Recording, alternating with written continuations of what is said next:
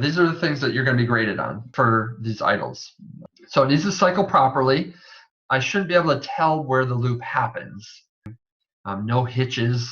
I don't want something to just suddenly change speed as soon as you cycle to the beginning of the animation again. It's all got to be fluid. And even contrast. That sort of has to do with like how much you're moving. A breath cycle, if I just breathe like this, that's pretty even contrast. If I do one of these, every time I breathe, that's not even contrast. That's telling me that you're repeating over and over again, and it takes the immersion out of your character. If you wanted to do one of these, well, you probably have to add a lot more just breathing, and then you can do one of these, maybe after like the 4th or 5th cycle. Same thing with the blink. If you wanted to add a blink, I would probably repeat your cycle maybe 3 times or so, depending on how long they are. You don't want every time he breathes in to blink. That just adds contrast, and it feels really kind of robotic, just trying to make these feel as natural as possible.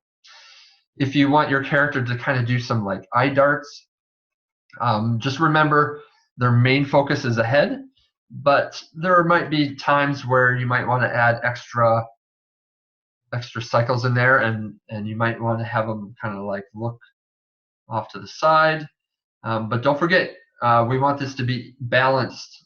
So if he looks to the side, to the left, well, then he should probably look to the right. Think about ways that you can kind of make it feel like you could continue on and not really tell where that looping point happens. If you have him look to the left every time, it's breathe, look to the left, breathe, look to the left. It just starts to feel off balance. Like there's too much focus happening to his left for whatever reason. In animation, I'm sure you've heard the concept that whatever's moving the most gets the most attention. And so that also has to do with the concept of contrast. And so I just want to make sure that whatever you do doesn't draw so much attention that you just notice it way more than the rest of the breathe cycle.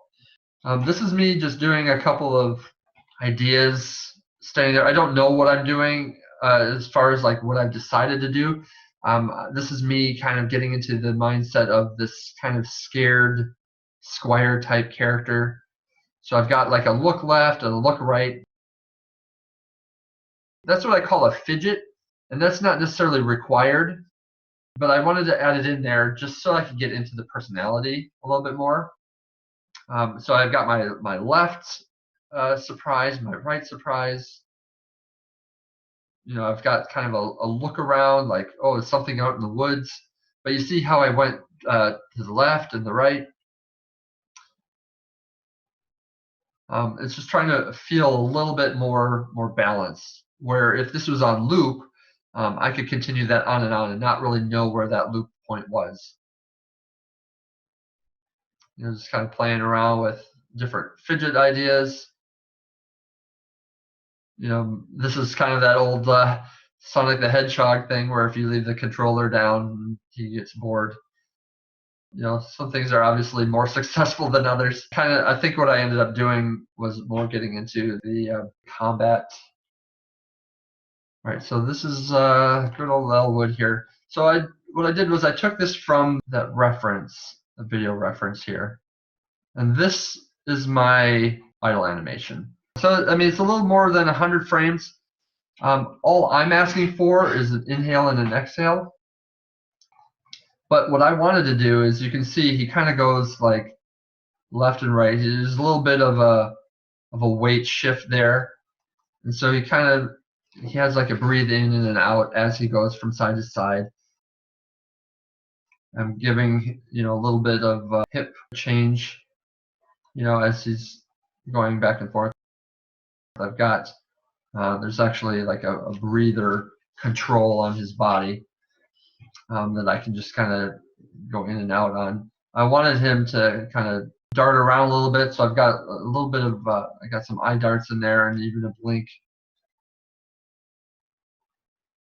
but that blink only happens once in the whole cycle, just so that it doesn't happen too often.